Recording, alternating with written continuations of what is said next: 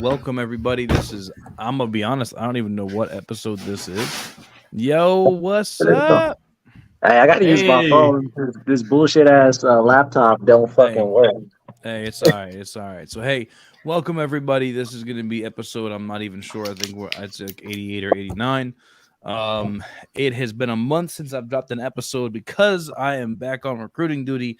So it has been very hard to find the time to do this. So I closed out my day and I hopped on, and here we are. So everybody just introduce yourselves and we'll hop right into it. We're going to talk about mental health on the duty, especially when it comes to being in a PCS. I'll be real, I've never been in a PCS, so I don't know what it's like. But I'll definitely just talk about my part on how being back on the duty is 2 years after being off of it. Talk a little bit about that, and then we'll mainly discuss you guys. So introduce yourselves for everybody who doesn't know you, and then we'll just kind of talk about the duty, the PCSing, and all that good stuff. All right, sick. So I'm Staff Sergeant Morgan. I'm at PCS Adrian out of RSS Ann Arbor and RS Cleveland. So I've been out on the duty for just over 2 years now. Got less than a year left, so Let's we're go. riding it out. And I've been at the PCS almost 2 years now. It'll be 2 years in July. So Damn. Shit, All right. yeah. What about you, brother? Staff Sergeant Sanchez, Daniel, right? Fucking the St. Real Marine Corps. Basically, I've been in a PCS this whole time. I'm in PCS Santa Fe here in New Mexico. One of the biggest west of the Mississippi. So it's ridiculous. I'm Motor T originally, and I can't wait to get back to it. Yeah. So how long have you been on the duty? Just over 2 years. Okay. So the two of you guys the last year, and here I am just starting my second tour. So what so first of all, getting right into it, what do you guys how does it feel to be on that, to be over the hump, that last year? it's terrible. It's Yeah. terrible because you're watching you're watching the clock. Mhm. So it's just important to stay busy because you keep watching that clock, it's going to go by even slower. So it's tough. Bro, I don't know how Yeah. people be having timelines. Like somebody posted in that group chat, they're like, "Yeah, I have a clock for every day," and I'm like, "Bro, I don't Yeah. know how you be looking at the clock every. I can't do it, bro. I don't know how people be doing that." But so how do you? So what advice would you guys have? So let's sort of like here, how did it feel going into a PCS and kind of doing this thing on your own? Because like I have a guy in my office who we have a PCS. It's about 45 minutes to an hour from our RSS. So predominantly what he'll do is he'll come in at 8, he'll do morning in briefs, and then by like 9:30 he'll shoot out to his AO, and then he'll spend the whole day out there, and then by that point at the end of the day come back and debrief or whatever. So like, is your guys is like that close, or is it even further than that, where you don't even go to an RSS, you just legit just reports to PCS every day? Well, for me, I've got about so I live in between the RSS and the PCS, but from the RSS to the PCS, it's about an hour. Okay. So I'm about a half hour in between. So it just kind of varies based on the day and what we got going on, where I kind of start my day. Mm-hmm. So it's kind of like whatever the boss decides and what I got going on in the morning. Got you. Yes. Similar for me. Well, actually, a little different. I'm only about 10 minutes from my office in the Oh PCS. shit. Yeah, I said fuck that drive. Like, I'm not gonna do that every day. Like, I'm gonna live by my PCS, knowing how this was gonna be as far as the duty goes. So I only see my actual team once every couple of weeks.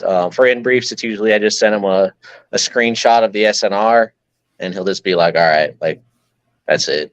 Yeah. Got you. No doubt. So what have you found? Like how have you in your 2 years, with Genesis and everything going on?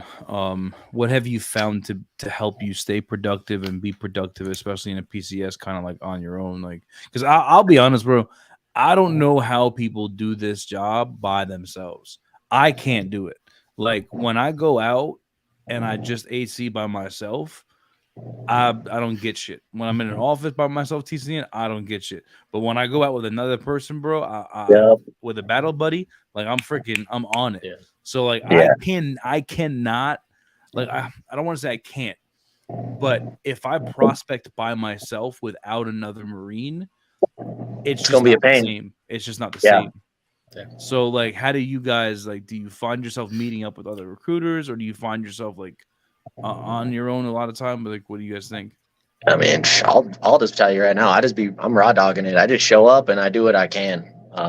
I kick it with the other branches sometimes. Like one thing I kind of preach to my guys at the RS is to get in good with the other branches, and it's not as necessary for them because they're in the metro, but for a PCS, and I'm sure he could agree. Like if you're in good with the other branches, it can make your life a lot easier. Not that they're ever going to give you anything because if they can't work it, nobody can. But something as simple as just like setting up a class talk and invite along the Navy or someone with you. I always invite the Navy dude because I kick it with him a little bit, and I'll invite him with me. We'll do the class talk, and I'll be like, "Hey, big dog, you owe me one." And now when he sets one up, he brings me along, and it's cool to be with another service member. You're not just this Marine. Kind of opens up the door to the other options to these kids. And, it's a lot easier to get your foot in the door when you're not like, I'm here to talk about the Marines. And you're like, I'm here to talk about military service. You know what I'm talking about? Okay. I'm going to throw you for a loop here. I'm actually the only branch of service in my county other than the Hell National yeah. Guard. Oh wow. The National Guard. That's So talking about yeah, we can talk about that for what it is, but yeah, no. So it's actually really, really strange. There was a Navy office next door. They got done with the place for whatever reason, and then I guess about 5 or 6 years ago there was an Army office next door, but all gone. So my networking with those individuals is strictly in schools. Yeah, if you see them there, if they're in the AO. Yeah, and over the phone. So, I mean, it's tough as far as like prospecting is concerned. Kind of back to that. It's a lot about holding yourself accountable, which is it's a tough thing, especially with the stress of the job. Just kind of trying to do what you can, kind of like he said. Yeah, dude, I gotta be honest, man. And I don't know how you guys feel about it, but like in my mind, it's like, I'm back on the duty. I've been out here about a month and a half. I've written two contracts. Both of them were cold call TCs. Nice. But what I wanted to bring up is just like you were just saying with the accountability piece, man. Like, I'll tell you, man. Even having been a station commander in the past, like having been off the duty for 2 years and being back to work, it's so much of my day. I'm like, bro, I gotta hold myself accountable. Like, cause like there's some days where like I'll get to the end of the day, and my station commander currently is a very close friend of mine. So one day I think I had like 65 TCs and like 2 AC contacts, and he was just like, he didn't say nothing about it. He didn't get my ass about it. And then one day I was just like, when I call you to tell you like my day or whatever, I was like, you kind of just say like, oh, it is what it is. And he was like, listen, bro, he was like, you've been a station commander. He goes, if you look at your own day and you see 65 TCs and 3 AC contacts and you don't have nothing for tomorrow, he's like, bro, should I really be telling you something, or do you already know the answer? Right, and I was just like, you are not wrong. And yeah, you already know. Yeah, and immediately I was like, bro, like I need to start, like I need to whip myself into shape. And I was thinking about that this morning, like on my way into work. So today I had a different day. I made 150 TCs, had a bunch of contacts. Yeah, I made 150 TCs, and then I made I got 3 AC contacts. So it's like, it's not that I can't make the calls, and it's not that nobody can make the calls. Like everyone says, like, oh, I can't make TCs, bro. It's just having the ability to sit down and just pay attention. And and he said something to me. So he said something to me today that really freaking hit me for a loop, and it was so impactful that I got up from my desk, went into his office with a pen and paper, and I said, "Can you say that again so I can write it down?" And I literally quoted him, and essentially what he said was, focus on the activity, not the result. Yeah. And then he said the result will come from the activity. Right. And I was like, damn, because while I was making my phone calls, I went to go look at where I was at, and he had approved my numbers. And I was like, yo, why did you do that? And he was like, because you're focusing on the number, not the result. And he was like, bro, stop focusing on how many phone calls you're making and just make phone calls. And I was That's like, a big you one. right. I was like, you right. And I see now that a lot mind with my guy. and now mind you, I've been, it's not my first time on the duty, so it's like it's little things that I've realized that like I gotta get back, I gotta get snapped back in, because it's like I've been off the duty for 2 years, so it's like little things, like he made me go to mod training on Saturday, and the master guns and the mass aren't were like, yo, why are you here? Yeah. And then I was sitting there, thinking about it, like a 4-year recruiter who was a station commander sitting in mod training, and but I'll be honest though, like as I was sitting there going through the mod training, I was like, bro, I haven't been doing that. I was like, I haven't been doing that. I was like, I haven't been doing that. And I was like, you know what, man? Like, I got to get back to the basics, and I got to get back to accountability and holding myself accountable. Because at the end of the day, like, when I do become a station commander again, these are the things that I'm going to have to hold these Marines accountable to. So Yep. it was like, you know what? Like, if I can't hold myself accountable to it right now as a canvassing, actually, not even, I'm a recade right now. So if I can't hold myself accountable to this as a recade, then what am I going to be doing when I am a recruiter or when I am a station commander? So it was just awesome, to get that accountability without even him doing it. He was just like, bro, he's like, already. I'm not going to tell you what you already know. He was like, but like, look at your day from the eyes of a station commander. And I was like, yeah, you're right, Gunny.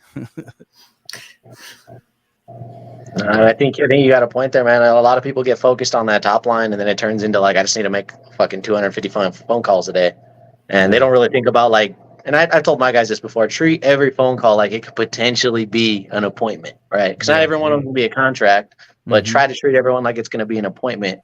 And I could easily make 10 phone calls and set 2 for tomorrow, like 90% of the time. That's fine. Are those going to be a commitment? Who knows, right? They might show up and not even pass the test. Who knows what's going to happen? But I always, I kind of tell them, like, don't focus on that top line so much, because you'll just drive it up more and more and more. And now you're on for 300 a week, and it's like, damn, or 500 a week, or however many, I don't even pay attention to that stuff. I just go in there every day and grind till I get the appointment for tomorrow and leave. I don't even focus on that stuff no more. And, I've told my 12s this before too. Like, I don't care about the top line, and they don't want to hear that, but I'm super blunt with them. I'm super honest. I've been doing this shit 10 years. This ain't that serious to me no more. Literally, I'm here to get the 2 for tomorrow, try and make at least one of them into a contract, hopefully, and I ain't worried about if it takes 50 phone calls or 100. I'm just trying to get it done. And, I'm sure, when you got an AO, like, I'm sure like he and I do, you could spend, just the other day, last week, I spent 7 hours on the road. And the first thing my CEO said, because he had to do a brief with my boss is really new, was how are you going to be effective, as far as being, prospecting tomorrow? And I said, honestly, sir, like, it's not going to be effective tomorrow. There's not going to be any prospecting. I'm driving 7 hours, 3.5 one way to do a projection, 3.5 the way back. And then when I get there, I'm doing an appointment to get PC, and then I'm going home. There's not going to be any prospecting. I'm going to be tired. And once I kind of click that, I'm not a Marine mindset off of like, I just need to do what I'm told robot bullshit. And like, hey, I'm a fucking adult here, and I don't care about this whole like top line and bosses and all that. I'm just driving for the mission. Like, if I need to get this one appointment, I'm gonna drive and get it, or get this projection done. But I'm not tripping about getting back like I used to my first couple years, where I'm like, oh my God, I didn't make any calls today. I got to make a bunch now. Like, nah, I'm done for the day. I did something good, No, and I think I'm glad that you bring that up, man, because it's a tough line to toe. You know what I mean? Because like I was talking to about my current boss the other day. I was like, so I'm in a new AO. I've never been in this AO. I'm learning it. I was like, so I'm trying to figure out where to go, what to do, all that. And everyone that I've spoken to, I have a lot of friends who were in this AO. So I reached out to a bunch of people who were successful here, and everything's like, hey, if you came in at the end of the year, they're like, you're fucked. They're like, bro, like they're literally like, yo, this you have to be in the school. And I got I got the same synopsis from 5 different recruiters, and from 5 different like eras, and they all were like, listen, bro, RSS Toms River, if you are not in the schools all year long, from June until October, you're fucked. They Yeah, were it's like, gonna be tough. they were like, so if you just got there in May, they're like, you're fucked. And if the guy before you didn't do shit, you're fucked. And then Yeah. I'm like, well, actually, the whole AO was gap sectored. So they're like, oh, yeah, you're really fucked for like the next 2 years. And I'm like, bro. So now I'm trying to figure all this out, and I'm making all these phone calls. And I said to my boss the other day, I was like, you know, and this is something that I've had a hard time with in my whole time on recruiting duty, is that if I know from 45 days of me being here that the most appointments that I've been able to set is off of phone calls, then why would I do anything else? Like if I get 17 to 20 contacts almost daily from phone calls, which are TDQ or PDQ, but it's like if I can get the most contact off the phones, then why would I even go out in AC? Right. Like it doesn't make any sense. Like if I can sit here and like Well, today alone, like Yeah, today alone, you ask a 12, he'll tell you you need to get your face out there because that's where the what come from. The EPPCs. They don't see in your uniform, they're not going to request. Yeah. So, but you gotta it's ready like, but here's the thing though. Like so my boss was like, listen, are you getting your appointments? This is what he said. He was like, listen, he's 8412 ARI, and he was like, listen, are you getting your appointments? I was like, I am. He's like, are you getting your NWAs? He's like, I am. I was like, I am. He's like, are you writing contracts? I was like, I am. He was like, so then I don't give a fuck where you get them from. He was like, I'm not telling you not to AC. He was like, but if you're out there and it's dry, and because you know, like he's like, I know you're not gonna not talk to somebody. So he was like, the only way that you're coming back with nothing is that literally there was nobody qualified and they're all like over age or whatever it was. So he was like, so if you feel that you need to come back and make phone calls, then come back and make phone calls. But if you're generating NWAs and it's all coming from the TC, well then just be smart about it, right? But I think, and that's like me and him were talking about it, and it's like there's a lot of people who don't agree with that. It's like no, you got to do every activity, and it's like, but there's some AOs that there's why am I gonna like, you know, I had one of my first episodes I did with Massar Wu, and he was like, yo, I can do one Instagram reel and it'll touch 8,000 people. He's like, or I can go AC to Walmart with all the heroin addicts. Which one do you want? Like, do you want me to go spend 3 hours trying to freaking PDQ kids that are heroin addicts, or do you want me to make phone calls? Like, which one is it? It's all situation dependent because, like, I'm sure, like, we're in PCS, so I'm sure he's in a small town just like me. Like, you can AC for maybe a month before you've seen everybody in every place, and then it turns into, am I going to drive 2.5 hours to my next P school and AC over there? Because now that's 5 hours on the road. And now that was unproductive time, you know. So I agree. You gotta find what works and utilize. I don't know how y'all be doing that shit. Because like me, like my furthest school is 30 minutes away. So like, get out of here. So like my AO, like, and I bitch and complain about that. Like when I gotta drop a kid off, I'm like, oh, I gotta drive 30 minutes to drop a kid off in Lakewood. Dark. But y'all are like, bro, I gotta drive 2.5 hours to get PCs. Like what? Well, let me ask you this: how many schools do you got in your AO right now? In my AO? Yeah, that you're responsible for, and working, non-working, like on your data sheets. How many do you have? What about you, man? 13. So I have 26. Whoa! My God. 26 schools.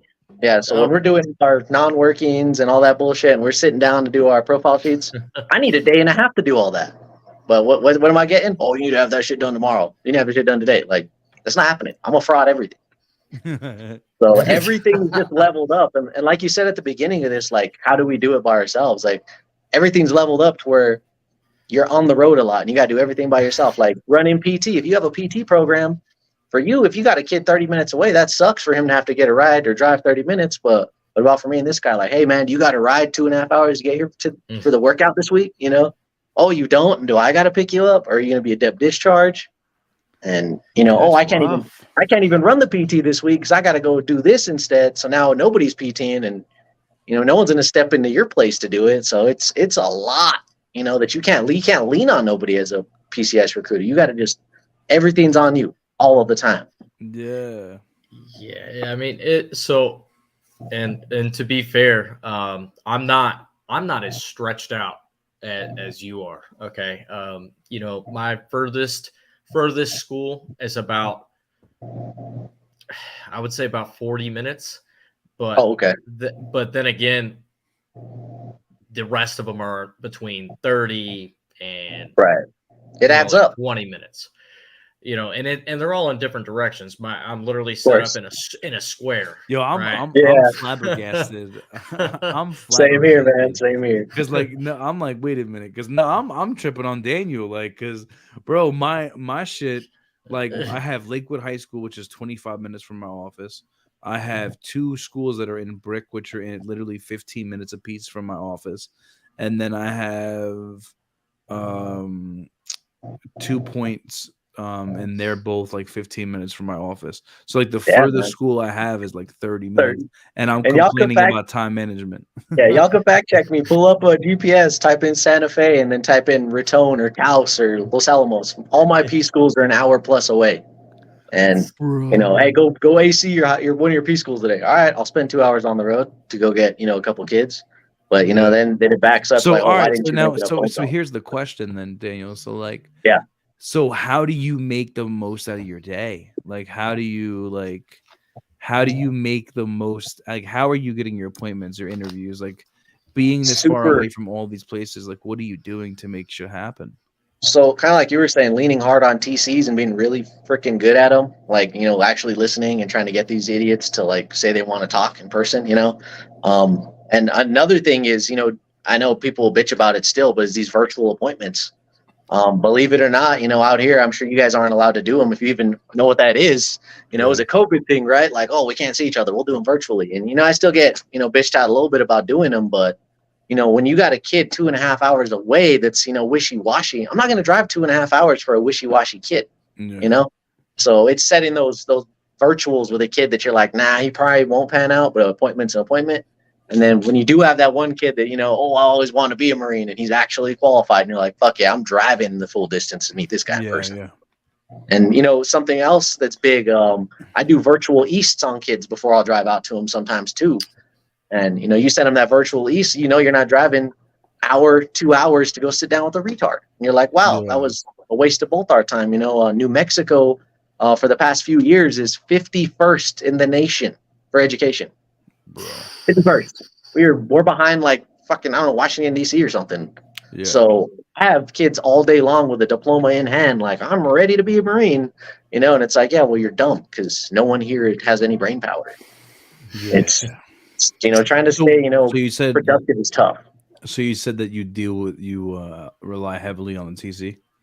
Huge on TC, yeah. So what would you say has helped you develop your TC? Like what is it? Like what's your go-to? Like how do you make the TC work for you? Like is there a certain thing that you say? Like kind of, if you don't mind, like run us through like how do you make the TC actually so I think the most important thing for the TC is setting the foundation of a TC with that class talk. Don't, when you're doing these class talks, and I told my guys this before, in these class talks, you can't sell 30 different kids with 30 different needs and motivators on the Marine Corps. Yeah. So 1 or 2 of my topics when I'm doing a class talk is always that appointment over the phone, or not that appointment, but that TC they're going to get. I explain to them what's going to happen during that phone call as far as getting packed out. I explain to them that they're not going to magically be enlisted. And when you set that foundation for how a TC is going to go, now when they get that call, you're not going to get that immediate hang up. Right? Oh, shit. Hold on. Wait a minute. Hold on. So when you do a career talk, yes, you tell people like, hey, eventually you're going to get a call from me over the phone. And this is what's going to happen. Wow, bro. Exactly. I've never heard that. Me too. Yeah. You never heard that either? I've never heard that. No, I do it. I Yeah, do you it got to too. set the foundation. It's very important. I'm glad you're doing it too, man. A lot of people don't talk about that kind of thing, but when you set that foundation, now when they're getting that phone call, you're still gonna have those onesies and twos. They're like, "Fuck you, hang up, whatever." But 99% of the time, they're gonna remember you, and they're gonna remember, "Oh, this guy said it wasn't gonna be a big deal. It's only gonna take 1 or 2 minutes," which we all know we're lying. It's gonna take longer than that if they're actually qualified. But hey, we're liars anyway, right? Fuck it. You set that foundation. Now, when you make that phone call, you don't have to have a special twist or nothing. You just be Daniel, and they'll just be fucking John Lopez, Yeah. and y'all chop it up. You get that pack done, and now it's an appointment because they know what to expect, not only from that TC, but from that appointment. Yo, I never thought. 100%. 100%.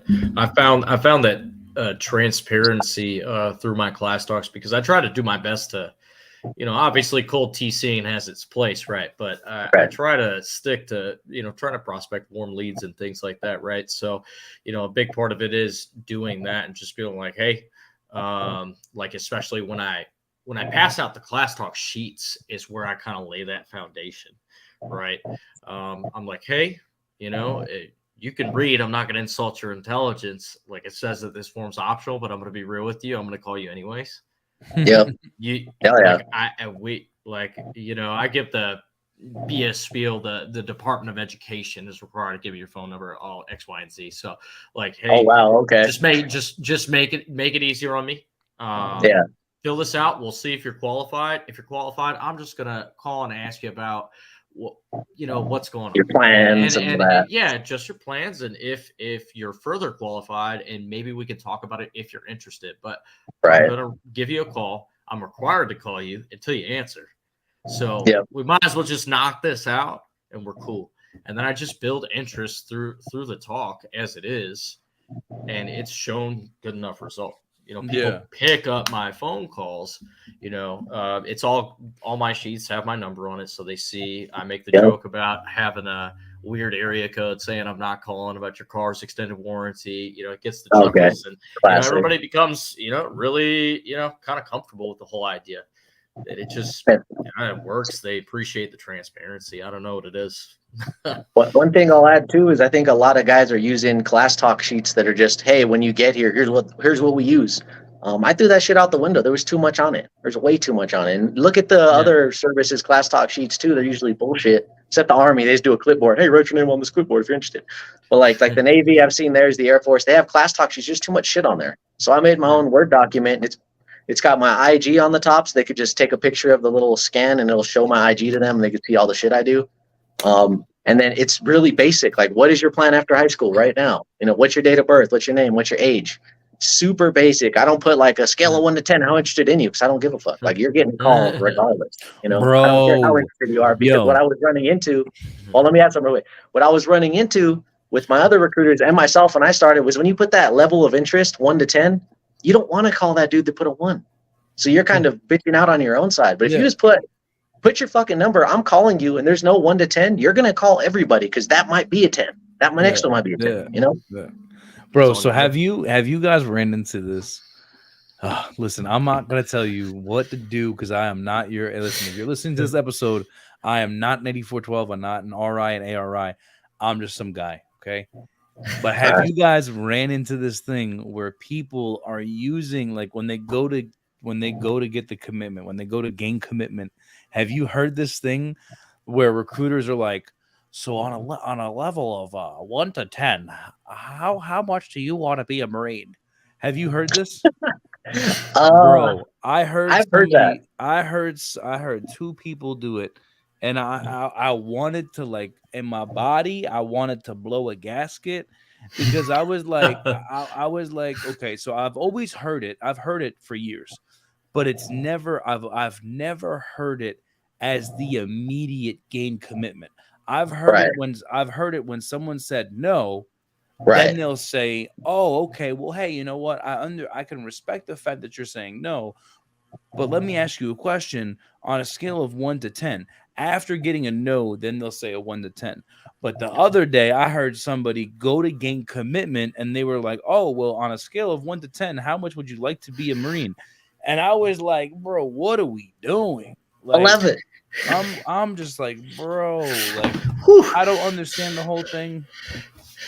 It was good initiative, bad judgment. Somebody at some point told that recruiter, "Hey, man, this is something you should use," and he used it, but he didn't probably use it the way that it was supposed I to. don't know, man, because I'll be honest, I had a mass sergeant ARI. He one day we were going back and forth, and this kid didn't commit. So then he was like, the way that he used it, I liked, and I was like, wow, like I never saw it used like that. And what he did was, so it was like the third or fourth time this kid was going back and forth. We were having a really steady conversation, and the kid had just said no.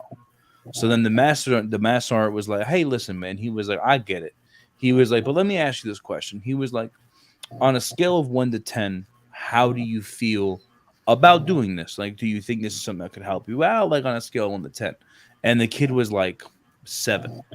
Right. So then the master sergeant was like, "Okay, well, what's 8, 9, and 10?" Right. He was like, "What's stopping you from getting to that point?" He was like, "What's holding you up?"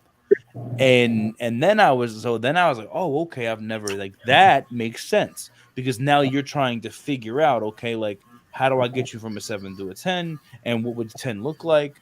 And like, I was like, okay, that makes sense. So like, from pulling it from that point of view made sense, but like to use it from straight off Jump Street at the game commitment, I'm like, Yeah, that's crazy. I'm like, bro, stop. Like that Doesn't As soon as you walked in the office, on a scale of 1 to 10. doesn't seem like the most aggressive commitment, right? Bro, exactly, right? And that's the thing too, right? Is the volume says what?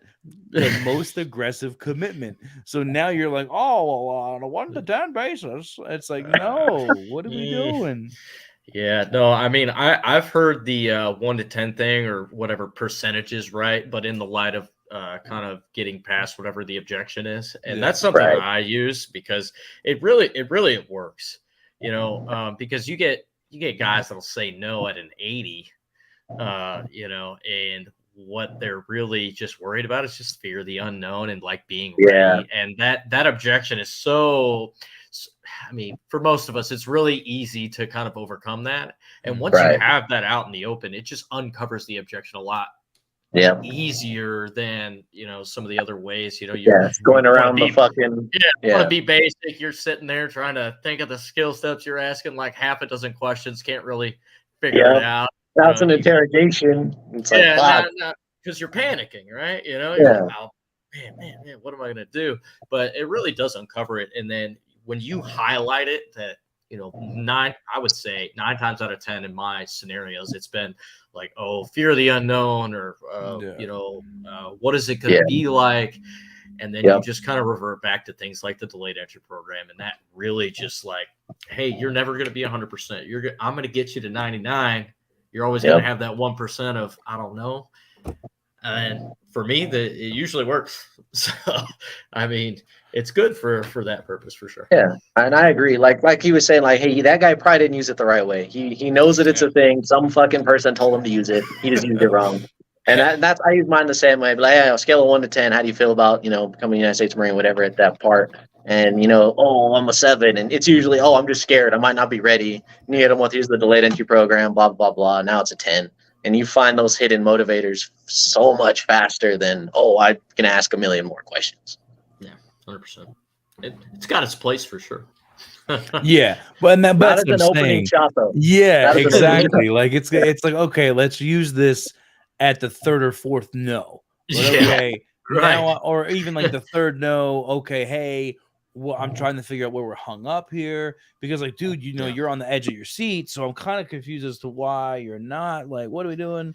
But and I think that like I think that the problem that I'm having is that I'm naturally in your face. Like, I've always been like that. I'm like, yo, let's do this shit right now, boom, boom, boom. And I'm quick, and I'm always like in people's faces. And I had 3 kids.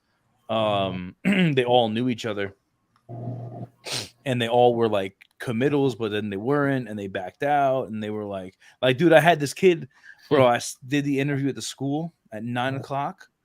Damn. Finished the interview. Yeah, I went to the school. The teacher. So what happened was, the teacher told me that she had a student that she thought would be a great candidate. So I was like, oh, okay, awesome.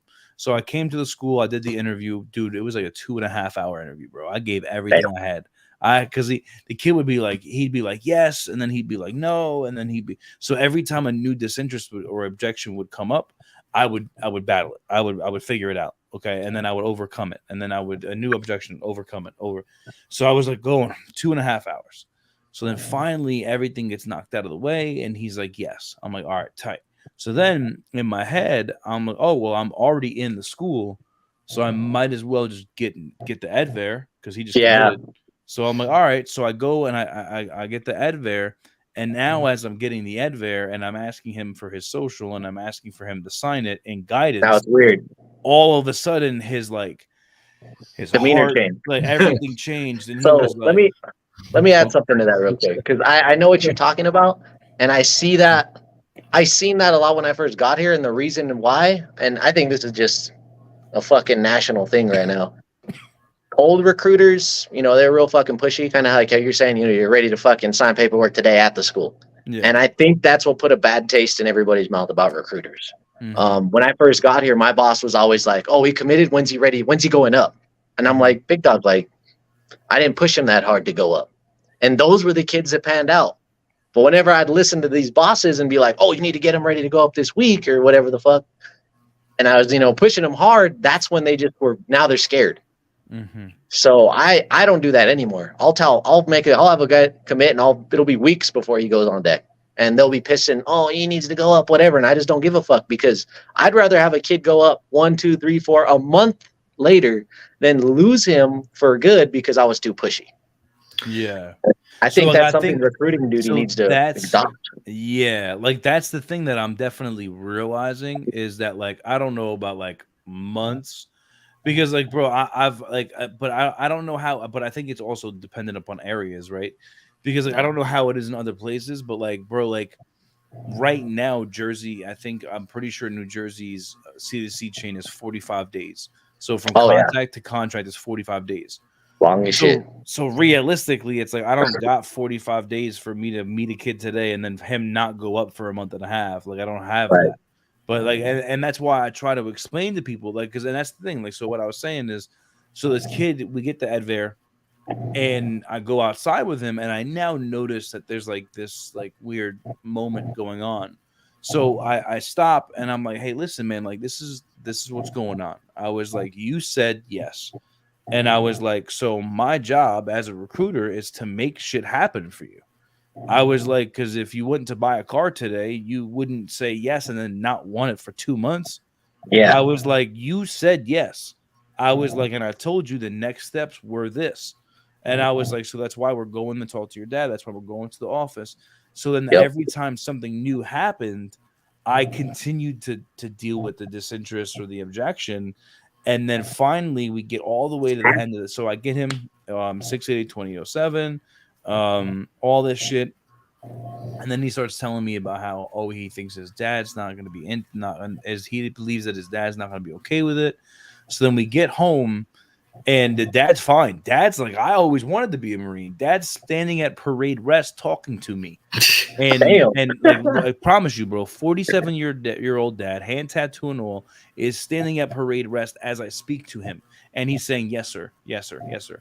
So now I'm trying to explain to this kid, and then all of a sudden the kid's sister comes into play. She's in the Army. She's telling him that the Army is going to give him all these bonuses if he joins the Army. So then all this shit started happening. So then I'm trying to talk to the mom who only speaks Spanish. So dad is translating to the mom. Dad's on my side. Dad's like, no, I don't want him joining the Army. He's not going to join for money. He's like, no, he needs to be a Marine because the Marines are going to make him into a Marine. The Army's going to buy him into a soldier. So like the dad's on my side. So then all of a sudden the kid's like, well, I don't know. I think I need time. And I was like, all right. I was like, listen, bro, I get it. At the end of the day, I was like, if you feel like you need time, I was like, we'll hold off on everything and I'll follow up with you tomorrow. So then at like 11:30 at night, I get a text message from the kid and he's like, oh, I don't think I want to do it. Deal. And I'm like, bro, I spent my whole day with you. Whole fucking day wasted. Bro, my whole day was spent on you. And I'm just like, bro, but I definitely, somebody asked me recently, like, hey, what would you say is the difference between, you know, the first time and now? And I definitely think I have to figure out the whole time frame thing, because I definitely see that if you're way too try to quick with these kids, they're like, Nope. yo, hold up. So now it's like, okay, like maybe it does need to be like a, hey, I'll follow up with you tomorrow type thing. Right. But it's Yep. hard though. But it's It hard is. though, because like I said to my boss, I was like, because he said the same thing to me. He was like, well, what do you think's going on? And I was like, but it's hard because there was one kid I legit said, hey, bring your birth certificate, your social, so I can verify who you are. And the kid Boom. put everything and committed and went the Yep. same day. So it's just like you're damned if you do and you're damned if you don't, because some kids you can literally I'm ready to go. they're Yeah. all right. So it's like, You gotta read them, man, and I'm sure you're good at that. You've done Yeah. you've done it for a while, but Yeah. you just can't treat every kid the same. And when you really try to force them and force their hands, I'm not saying wait weeks and weeks and weeks. You don't have to, but there are plenty of times where my mom's I'm in New Mexico, so there's plenty of times I got kids. Oh, my family's in Mexico right now. We don't even need PC. We don't need PC. We need to wait for his parents that don't speak English, and I don't fucking speak Spanish, to come back so we can figure this shit out. And I'll wait 2 weeks for that. And yeah, I'm gonna get bitched at. But guess what? We're gonna fucking miss mission anyway. And I'm gonna write something eventually. So why throw this out the window by forcing it and making him uncomfortable when we could, hey, all right, big bet. I'll talk to you. I'll follow up with you next week. Keep tabs on him and then start working that another kid, because now you would done wasted a whole fucking day on a kid and you lost him for good, Yeah, I mean, I'm convinced it's almost a generational thing, because I mean, even I've seen the differences in the past 2 years. It's changing and things are different, and these individuals we're dealing with are different, because I used to do the same thing. It was like, wham, bam, let's go. Like right now, I mean, I spent a good period of time where I was kind of like on my own, with the people being out for various reasons, and it was just myself running the station as a canvassing recruiter with no other recruiters. So during that time period, it was like, all right, shake hands, let's get this done, and that was what happened, and that was a lot of my first year on the duty. But as things kind of have progressed, it's not the same mentality At all. A lot of the support for joining in the first place in my area specifically has changed. Yep. A lot of people are more uneasy about it instead of being really gung-ho, and it's Yep. just progressively kind of getting even more and more, I wouldn't say worse, but just weird as far as the dynamic goes, and relying more on your ability to just read the situation and get the right feels, really. And it's still something that I haven't even figured out. It's just kind of a case by case, bro. I've definitely realized in the 45 days of me being out here, I've definitely realized it's like, okay, I gotta do a lot more of like body language and paying attention to this and paying attention to this, because like, it happened the other day. Like there was this young girl who came in the office, and her dad's a Marine, but she was currently joining the Air Force. So then she was sitting down with us, and the recruiter was like going through the tags and everything, and the girl was like telling him, she was like, I already know everything you're telling me. She's like, my dad's a Marine. I've heard this story my whole life. Right. And like you could tell that like the benefit tag presentation was doing nothing for her.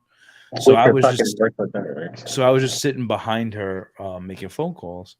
And then I stopped doing what I was doing, and I turned around and I was like, hey, excuse me. I was like, do you mind if I say something? And she was like, no, what's going on? And I was just like, if you already know everything about the Marine Corps and your dad's a Marine, you've heard this your whole entire life. I was like, why did you go to the Air Force and not the Marine Corps? Why are you here? I was like, because so immediately you made a distinction to go to the Air Force first, and now you're here. So I was just like, so why did you go to the Air Force first?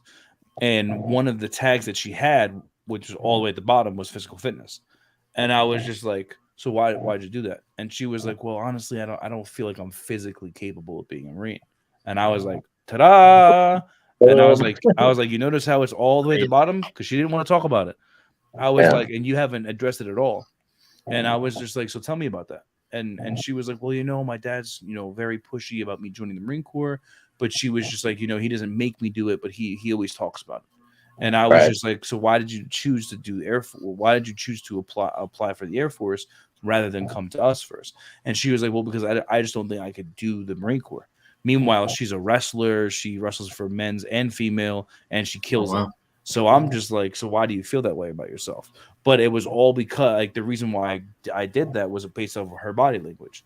So, like, a lot of what I'm realizing is that it's just like, okay, I definitely got to figure out, like, who can I do this with and who can I? Because, like, my contract this month, this guy Hans, bro, he was a same day cold call TC NWA, went up 2 days later. Nice. I went, bro, he literally answered the phone. I got his, so I don't speak Spanish. I just said telephone numero to his mom, and then his mom gave me his cell phone number. Then I called him and I was like, hey, man, it's the Marines. And he was like, all right, cool, what's going on?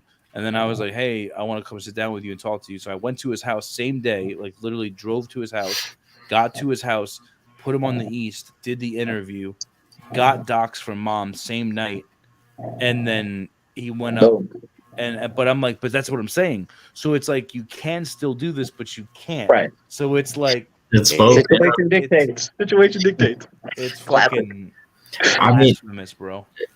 yeah, I mean, it's so strange. I mean, so I had a guy just recently who decided to work with me over, we border another RS. So, sorry to that guy, but he literally came to me. One of my CDRs referred him, a friend of a friend sort of deal, a friend of his sister's really, who went and sat down with the dude who literally just talked his ear off for 4 hours.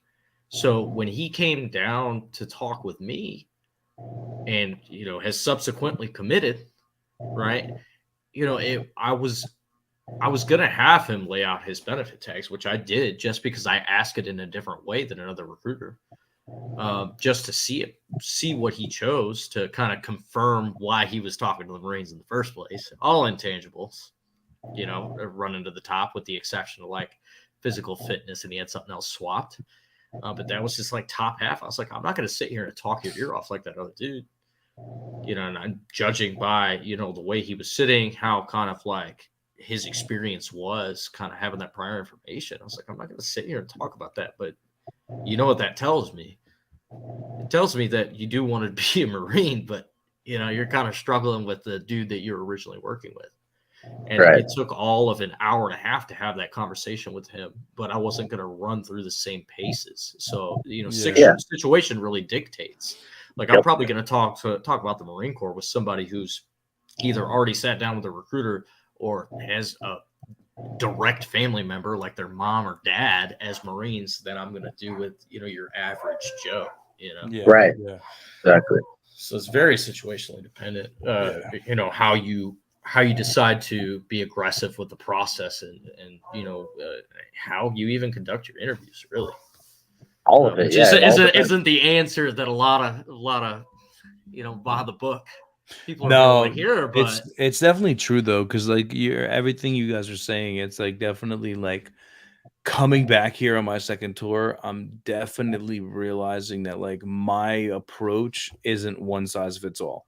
And it's just like I gotta definitely start to, okay, with this type of person, I gotta do this. With this type of person, I have to do this. With this other person, and then it's also, a totally new AO for me. So like this is the third or fourth AO I've been in Jersey, so it's different people, it's different, and I think that's the biggest thing that I'm trying to, like, with the episodes and stuff, like I'm trying to tell people is that like people have this horrible misconception that like MC3 is this one like, and not, well, MC3 is, but like people have this crazy idea that like recruiting duty is one size fits all, and it's like, oh well, every AO is like this, and it's like, no, it's Nope. it's like one sector in the same AO.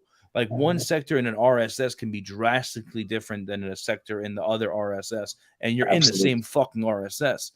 And Yep. like, and people don't understand that. And it's like, and then, and then you feel horrible for the guy, like I was telling one of the Marines today in my office, he's been here 2 weeks and, he's only had a couple of appointments, and a couple of interviews. and like he's down on himself, and I'm like, and I'm trying to tell him, I'm like, bro, you just got here in the middle of the like the summer just started. I was like, dude, I was like, realistically, yeah, everybody's gonna be breathing down your throats for NWAs, contracts, and appointments, and you're gonna get shitted on. But I was like, you have to also realize that, dude, in recruiting duty, everything takes 45 days to 90 days. I was like, you just got here, bro. Like, you can't expect overnight for you to write your first contract. I was like, I wrote my first contract in 30 days, and I have 4 years of experience before coming out here. Totally different story. I was like, you're somebody who just got out of BRC. No one's expecting you. Well, they are, but it's not realistic to expect you, right? Exactly. Writing your first contract in a par month it's not really realistic. It's not. But yeah, I mean, it's I'm in one of those places where it's very drastic. I spent my first 3 months on the duty before I went to the PCS in a completely different sector. I mean, it's it's about 55 minutes south, close to the Ohio border, but everybody else is inner city Ann Arbor, Michigan, and the surrounding county. Which a lot of those schools in that area have like a 90% college acceptance rate. It's so different, such a different dynamic, which is why I was more than happy to head to the PCS. I mean, my friend became the boss temporarily up at the RSS and said, "Hey, we can't leave this sector gapped. It's a very producing and successful area." And I was more than willing. I was like, "Yeah, send me. I'm ready. I'm ready." Those are my kind of people. Like, I get along with those sorts of people that are in that area, just based on how I am. Like, I can make this work. 100%. And it's such a shift. Yeah, it's insane. It's huge. It's really big. I mean, I'll even add too on mine. Like I said earlier, it's like 20,000 square miles. It's ridiculous. There's areas of my AO that are completely different from other areas, all in just my sector. I have schools to one side of this mountain range that literally these kids go to college. That's their thing. Their parents are freaking physicists at the labs and shit. They're all rocket scientists. And then to the side of that, another 2 hours another direction, there's kids there that all they do is farming. Like, they get out of high school, they're farming. When you go to the high school, they have their sheep's wool in the school, and they're grading like who had the best fucking shearing or whatever. I don't know about that shit. You know what I mean? Completely same area, but like completely different mindsets of like what they're gonna do with their life. And then you get further up, and it's like all these kids care about is like, I'm leaving New Mexico to Denver because I'm right on the border of Colorado. They don't care where they go. They just want to go into Colorado. And all of that's in one sector. So when someone checks in and they're like, "Oh, I'm the boss," or whatever, and they're telling me how I need to work my AO, I'm like, "Listen, like, come with me. Come with me to one school." And they see how much driving it is, and they see how different every spot is, and they're like, "Okay, like, do what you've been doing." Yeah. Well, and I think that's a hard part too, right? Is a lot of times like you have people who show up to an office and they're like, "Go do this immediately," and it's just like, no. It's like, bro, like, you don't know my area. You don't know what you're talking about. Like, that's why, like, I my station commander, like I said, I've known him for a long time, but like, he's such a very firm-handed person where he's just like, "Listen, my office is all staff sergeants." He was like, "It's an independent duty. You've all created your plans for the month." He's like, "Go do your plan." He was like, "Unless you don't make what you got to make, and then I have to micromanage you, well, then that's a different story." But he was like, "You've already created your plan. I've already approved your plan. The RI approved your plan. Like, just go do your job." Yep. Meanwhile, there's other station commanders who are like, every hour on the hour, you're gonna call me and you're gonna do this and you're gonna do this, and it's just like. And it's just like, dude, like, that's not gonna. No one wants to live in Nazi Germany on every day. Like, now, don't get me wrong. Like, my station commander does have us hourly check in, but through text. And hey, when you set an appointment, you put it in there, whatever. Yeah, And it's 100%. just like as the office, accountability thing, and it works, and it's but when you have someone who's like, call me every hour on the hour to let me know that you were sitting in traffic, and it's just like, bro, you want me to call you to tell you that I sat in bumper to bumper traffic and got one AC contact? Like, what do we need? How is that going to benefit anybody, right? Besides drive down like, and around. yeah, like who is this benefiting? Like, oh, you want to do an hour and a half long and brief this morning? No, my boss is literally like, my station commander is literally like, hey, come in the office real quick. Let's go over what you got for the day. You tell me what's going on. You tell me if you need me. If you don't need me, hey, go carry on the plan of the day and then follow up with me throughout the day. It's not like this crazy algorithm that needs to happen. Yeah, I mean, 100%. I mean, and speaking from a little bit of personal experience and what I've seen, like doing things in a way that's coming off even close to micromanaging is, I mean, it does bad things to an office. It backfires, bro. 100%. No Marine, especially as staff sergeants, no one wants to be freaking, bro. No one wants to be micromanaged, and everyone sees it blatantly as that. It's not like it's not like you're being clever with it. So like immediately, like the moment you start micromanaging a Marine, well, then the Marine's like, well, I'm going to do nothing anyway. You know what? Now I'm purposely going to do nothing because now and it backfires. It doesn't have any effect on anybody. It's just stupid. Yeah, and it's not leadership. It's far from it.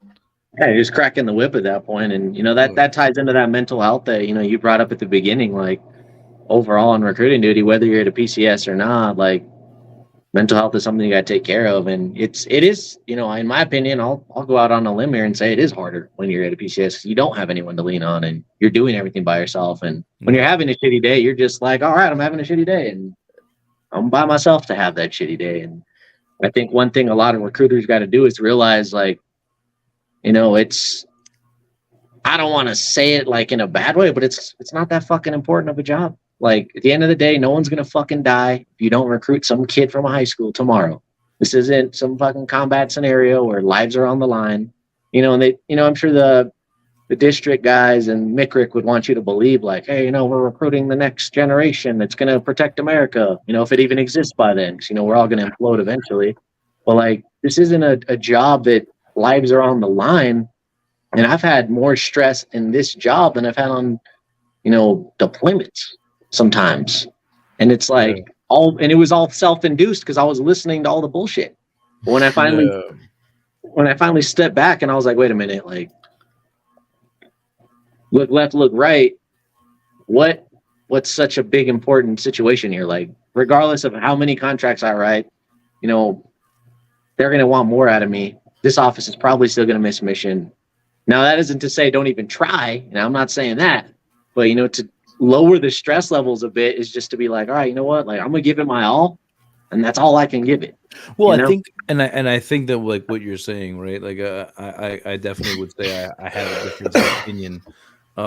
Like, I understand what you're saying, right? At the end of the day, it's like, I think there's like far left and far right, and I think that people need to be right in the middle. It's exactly. Like, hey, like, do I have a job to do? Yes. Yes. Do I need to go crazy and be like, I have nothing for tomorrow? Yes. Like, and that's what happens, right? And especially when you're in that MOJT process, it's like, now that I'm in the place that I'm in, like all three of us are, I have 4 years on the bag, but both of you are in your third year. So now the both of you are like, okay, I know what it's like to have nothing, and I know what it's like to have something. And now you're at the point where it's like, okay, I don't have an appointment for tomorrow. Big deal. Like, it's not the end of the world. But that's not to say that you're not striving to make exactly. It's not doesn't mean every fucking day, right? Yeah, exactly. Not every day. Because the problem that you have, and I was trying to explain this to the new recruiters in the office. I'm like, listen, if you guys come into the office every day with this scared mindset of I have nothing, well, then you're going to juggle whatever you do have, and it's going to fall on the floor and break. And I was just like, you have to be able to come in every day with a new mindset of, hey, I'm going to find something new. And that's it. And as long as you have this positive mindset and you go about your day, then you're naturally going to get better as the days progress. 100%. And I say this because I watched it happen. Last month, there was a Marine who wrote one contract, and he was freaking all over the place. He was depressed. He was upset. And I was just like, bro, calm down. Yeah. You're a staff sergeant of Marines.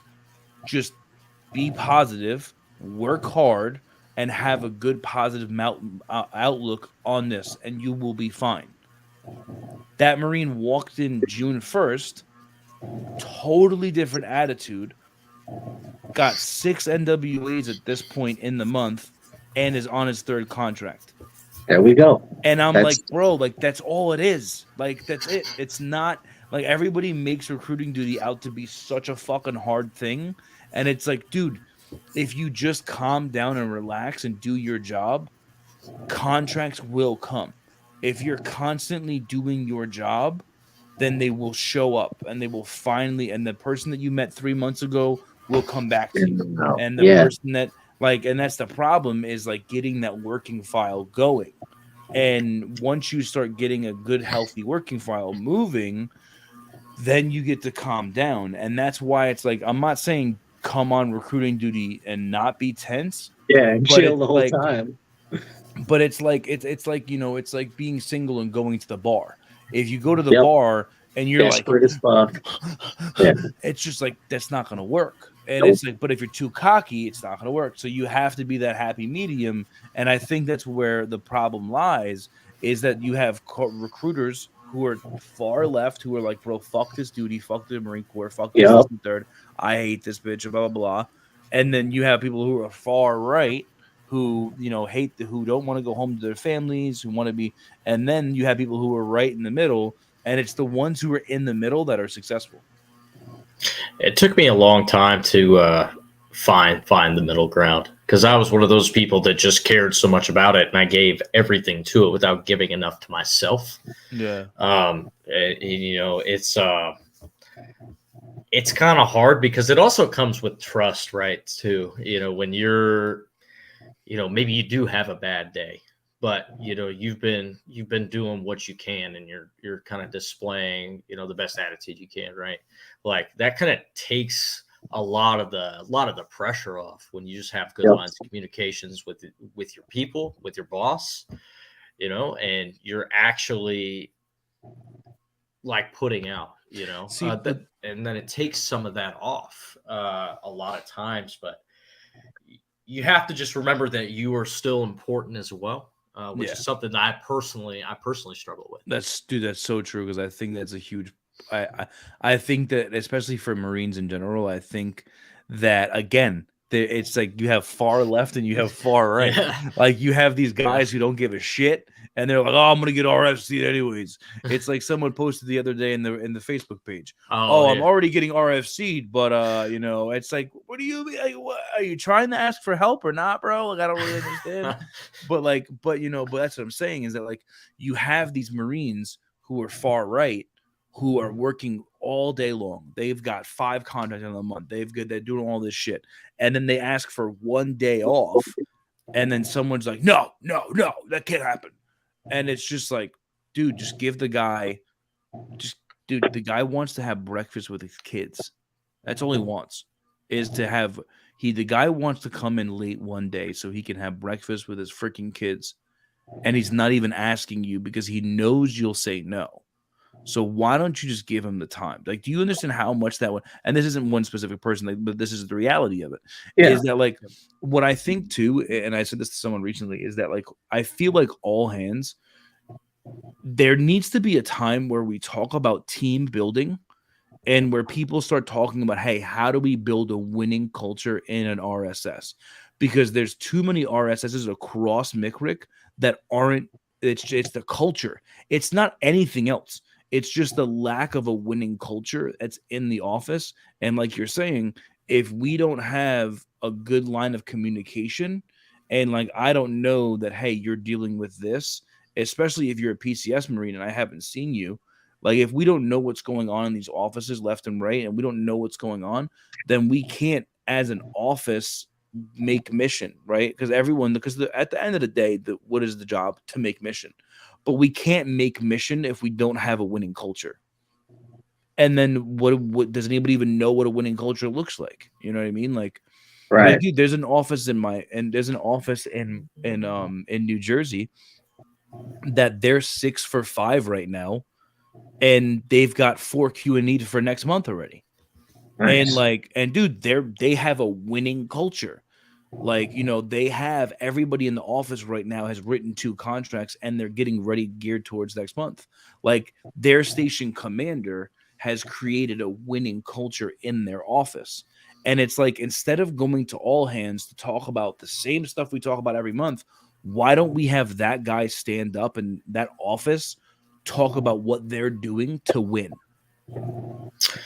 That is so important. It's so important because, you know, what you know said, we've got far left, far right, right? And it's the same concept, right? So my office is full of people that we just care a lot about the job. We're Marines, you know, we want to just make this as painless as we can. So we just care a lot. And it just so happens we're all the same way. But you know what I think, and like, I think at this point we should kind of be a lasting thought and then end it from here, because we've been going for past an hour. But I agree with you. I think that a lot of the part of the culture change is that there's so many Marines that just don't care. Like, when you have an office of people, 4 people, 5 people, and a station commander, like whether it's 3 people, whatever it is, 1 and 5, 1 and 4. When you have an office of Marines that just genuinely care about the community and who they're putting in the Marine Corps, and they actually care about the longevity of the Marine Corps, that's what it takes to win, is just people who give a shit about the Marine to their left and right, and the community of people who they're putting in the Marine Corps. The problem is unfortunately there are Marines who are dirtbags, and they don't care about that. And they'll just put whoever the hell they want in, and they won't have a great day's work because they just don't care at the end of the day. Like, yeah. Yeah. And I mean, to that effect, and this will kind of set it for me, but I guess with that, you know, we just happen to get lucky, you know, where we're at in the team that we've had, and just the changes that have been made to that team just happen to be with other people that also care the same amount. Yeah. But, you know, at the end of the day, you know, the culture really starts with just caring, Right. and showing that you want us all to be successful. Because I've been under some leadership where it was like, you know, this is, you know, I'm doing this for me sort of deal. And like, I am separate from you. But even as a station commander, like, I mean, you're not though. Like, we're in the same fighting hole, so to speak. Yeah. As you, I don't have the same things to do as you, but we're in that same fighting hole. Yeah, bro. I agree so much, man. Daniel? What are your thoughts on that?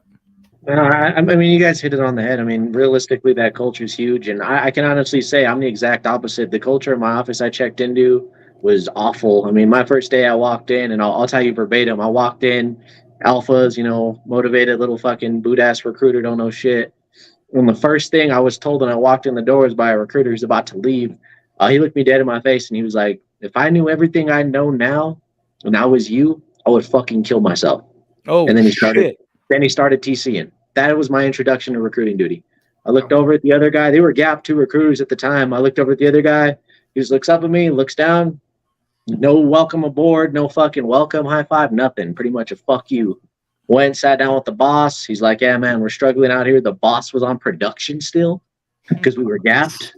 And that mindset has never left my head of like, yeah, they don't give a fuck about us. This is bad. And not to say I'm not trying, you know, I'm grinding out here every day, just like every other recruiter, you know, usually is.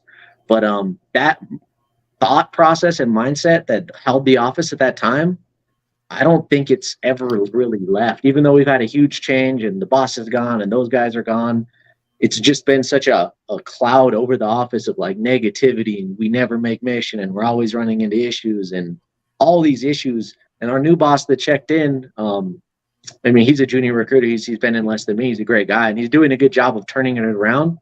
But it is so important that culture that you guys are talking about, because when I checked in, I just thought that's how it was everywhere. But then I go to another office and everyone's just slapping hands and everybody's cool, and I'm like, what the fuck is this? Like, I was told some shit, and you guys are just all happy and just seeing these other offices acting that way, and I see them doing better sometimes. Yeah. You know, not all the time. You know, you can't write all the contracts. Yeah. I see them doing better, and I'm like, damn, like that is huge. That is an important thing. And if we were hitting on stuff like that, and then at our sector training, instead of the usual pull up the EPM, let's read about screening that we already all fucking know. If we were doing something useful, I think that could be helpful 100%. Bro, and that's why I created this podcast, is literally because, like, listen, this is not to I'm on recruiting duty. I want everyone to understand that. I'm not telling anybody that, hey, your plan is not. I'm not saying that. I'm not telling you that all hands is horrible. I'm not saying that all hands is. I'm not saying that. So if you take that as that, I'm not saying that. What I'm saying, and I've said this forever, is that I feel like when it comes to all hands, there should be a time where the recruiters just come together and say, hey, what is working in your AO? What is working in my AO? Because what happens is that what's happening in your sector is going to happen in his, but it just hasn't gotten there yet. Or you just dealt with it last month and I'm going to deal with it this month. And we have, and to me, it's crazy that we're in a room with 100 people, but we don't cross-pollinate and talk about what's happening and what's working for you, what's not working for you. In my mind, that's exactly what it should be. It should be, hey, you know what? We come in at 9 a.m. We're going to be there early. Okay, whatever, 0809. We do whatever MC3 we have to do. We do whatever annual training we have to do. And then take like from 13 to 15 and have a lunch break, but be able to break bread with other people and talk about, hey, what's working across the freaking areas, and then do awards and then head out. Because we're going to be there regardless. But for everybody to get together every single month and literally just go over flowcharts and literally just go over everything we already go over, it's like, no, like, why don't we just talk about what could be done differently?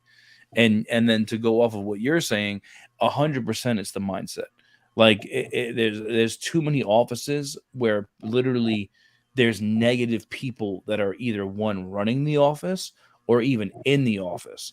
And what sucks is that there's command members, and this is not just one place, this is all places, because I've heard this from people.